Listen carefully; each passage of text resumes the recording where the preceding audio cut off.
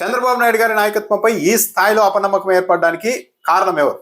ప్రధాన కారణం జగన్మోహన్ రెడ్డి కాదు, చంద్రబాబు నాయుడు గారు. మొన్న కలెక్టర్ల సమావేశంలో ఏకంగా ప్రజల్లో మన మీద సానుకూలత లేదు, ఏదో తేడా ఉంది అని కూడా స్వయంగా కలెక్టర్ల దగ్గర చంద్రబాబు నాయుడు గారు వ్యాఖ్యానించిన తర్వాత చంద్రబాబు నాయుడు గారికి పూర్తిగా వ్యతిరేకమైన ఫీడ్బ్యాక్ అందేసింది.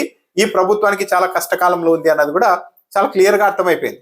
ఇప్పుడు ఎంతవరకు పరిస్థితి వెళ్ళిపోయింది అంటే చంద్రబాబు నాయుడు గారిని ప్రజలు విశ్వసించడం లేదు, చంద్రబాబు నాయుడు గారు చెప్పే మాటలన్నింటినీ ఎవరు పట్టించుకోవడం లేదు, నమ్మే పరిస్థితుల్లో పబ్లిక్ లేరు అన్న విషయం తెలుగుదేశం పార్టీతో పాటు తెలుగుదేశం పార్టీ అనుకూల మీడియా కూడా బాగా అర్థమైపోయింది అన్న అంశం కూడా చాలా క్లియర్ గా అర్థమవుతుంది. ఎందుకంటే గత కొద్ది రోజులుగా చూస్తే మెడికల్ కాలేజీల అంశంలో చంద్రబాబు నాయుడు గారే కాదు, కేంద్ర ప్రభుత్వం కూడా ఈ పీపీఏపీకి చాలా గట్టిగా మద్దతుగా నిలుస్తోంది.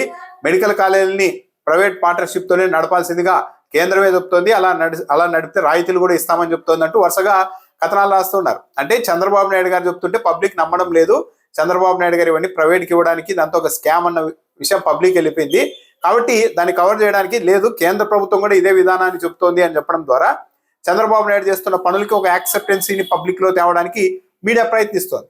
దీన్ని బట్టి చాలా క్లియర్ గా పబ్లిక్ లో చంద్రబాబు నాయుడు గారి మాటల మీద నమ్మకం లేదు, ఆయన మీద పబ్లిక్ విశ్వాసం కోల్పోయారు, ఆయన ఏదో ఉద్దేశంతో ఈ పనులన్నీ చేస్తున్నారు, ప్రజల కోసం కాదు అన్నది పబ్లిక్ లోకి వెళ్ళిపోయిందన్న ఉద్దేశంతోనే ఈ కవర్ చేసేలాగా కొద్ది రోజులుగా కథనాలు రాస్తున్నారు. మొన్న మెడికల్ కాలేజీలకు బిడ్లు ఆహ్వానిస్తే 3 కాలేజీలకి మార్కాపురం, మదనపల్లి, పులివెందులకి రాకపోయినా ఆదోనికి ఒక బిడ్ వచ్చింది, ఆదోని మెడికల్ కాలేజ్కి. అది కూడా హైదరాబాద్ లో ప్రముఖ కిమ్స్ దాఖలు చేసింది బిడ్ అని చెప్పారు. అయితే ఇప్పుడు లేటెస్ట్ గా అసలు కిమ్స్ మేము ఎక్కడా కూడా అలాంటి బిడ్లే వేయలేదు, ఆదోని కాలేజ్ కోసం కావచ్చు, ఇంకో ఇతర కాలేజీల కోసం కావచ్చు, ఆ బిడ్డింగ్ లో పాల్గొనే ఆలోచనలు కూడా మాకు లేదు అని కిమ్స్ ప్రకటించేసింది. దీంతో వెంటనే మంత్రి సత్యకుమార్ గారు ఏం చెప్తూ ఉన్నారు, లేదు చిన్న కమ్యూనికేషన్ గ్యాప్ వచ్చింది, ఒక డాక్టర్ వేశారు బిడ్, ఆయన కిమ్స్ లో పనిచేస్తూ ఉండడంతో కిమ్స్ సంస్థ బిడ్డింగ్ లో పాల్గొనిందని మేము అనుకున్నాం, చిన్న కమ్యూనికేషన్ గ్యాప్ అని చెప్పేశారు. చాలా సింపుల్ గా చెప్పారు. ఇక్కడే చాలా అనుమానాలకి తావిస్తోంది. అంటే ఒక డాక్టర్ ఒక సంస్థలో పనిచేస్తుంటే ఆయన బిడ్ వేస్తే ఏకంగా కిమ్స్ వేసిందని అనుకునేంత అమాయకమైన స్థితిలో ప్రభుత్వం ఉందా? అంటే ఇప్పుడు అన్ని సవ్యంగా నడిచి ఉంటే ఒక డాక్టర్కి, కిమ్స్ లో పనిచేసే ఒక డాక్టర్కి ఆదోని మెడికల్ కాలేజీని అప్పగించేయాలనుకున్నారా? చివరకు కిమ్స్ ప్రకటించిన తర్వాత ఇప్పుడు కమ్యూనికేషన్ గ్యాప్ అని మంత్రి చెప్తూ ఉన్నారా? లేకుంటే కిమ్స్ వాళ్ళే తీసుకుంటున్నారని చెప్పేసి అందులో పనిచేసి ఒక డాక్టర్కి ఇచ్చేయాలనుకున్నారా మెడికల్ కాలేజీ మొత్తం అన్న ఒక అనుమానం కలుగుతుంది. దాంతోపాటు మెడికల్ కాలేజీని తీసుకోవడానికి ఎవరు ముందుకు వస్తారా అని రాష్ట్ర ప్రభుత్వం ఎదురు చూస్తోంది. ఆదోని మెడికల్ కాలేజ్ కోసం అయితే ఒక డాక్టర్ అయితే బిడ్ వేశారని చెప్తున్నారు.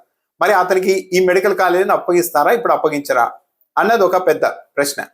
ఎందుకంటే బిడ్లకు సరైన స్పందన రాకపోయేసరికి చంద్రబాబు నాయుడు గారు ఇప్పుడు ఏం చెప్తూ ఉన్నారు, మరిన్ని రాయితీలు ఇస్తాం, ఆదాయ వ్యయాల మధ్య ఉండే గ్యాప్ను కూడా మేమే భర్తీ చేస్తాం, ఆమె గ్యాప్ ఫండింగ్ కూడా ఇస్తాం, రకరకాల రాయితీలు ఇస్తాం అని చెప్తూ ఉన్నారు చంద్రబాబు నాయుడు గారు.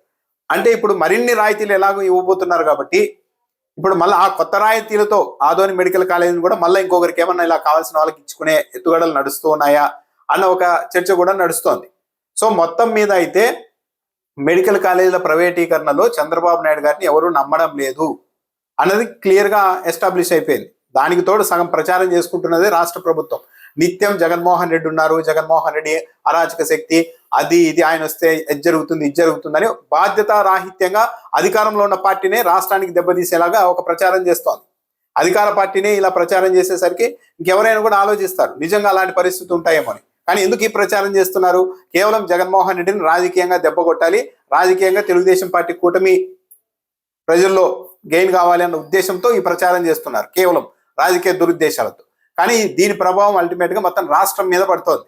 ఎన్నికల ముందు నారా లోకేష్ గారు అయితే కేరళలో మొత్తం వైద్య రంగం అంతా ప్రభుత్వాధీనంలోనే బలంగా ఉంది, మనం ఎందుకు చేయకూడదు ఇలా, నాకు చిన్నప్పుడు జ్వరం వస్తే కిమ్స్కు పరిగెత్తేవాడిని, అలా ఎందుకు చేయకూడదు మనం రాష్ట్రంలో, కాబట్టి మేము అధికారంలోకి వచ్చిన తర్వాత ప్రభుత్వ రంగంలోని వైద్య రంగాన్ని ప్రభుత్వ ఆధ్వర్యంలోనే బలోపేతం చేస్తామని చెప్పారు. తీరా ఇప్పుడు వచ్చిన తర్వాత మొత్తం మెడికల్ కాలేజ్ అవి ఏంటి, ఇప్పుడు ఎవరికన్నా ఒక మెడికల్ కాలేజ్ పీపీపీ మోడల్లో కట్టాలి అనుకుంటే కొత్తగా వచ్చిన వాటికి ఇవ్వచ్చు, కొత్తగా పర్మిషన్లు తెచ్చి ఇప్పుడు ఇవ్వచ్చు. కానీ ల్యాండ్ సేకరించి భవనాలు కూడా సగం పూర్తి అయిపోయి అన్ని అనుమతులు తెచ్చిన తర్వాత ఈరోజు తీసుకెళ్లి వాళ్ళ చేతుల్లో పెడుతూ ఉన్నారంటే ఇది ప్రజలకు మంచి చేయాలన్న ఉద్దేశంతో కాదు అనేది ఎవరికైనా అర్థమైపోతుంది.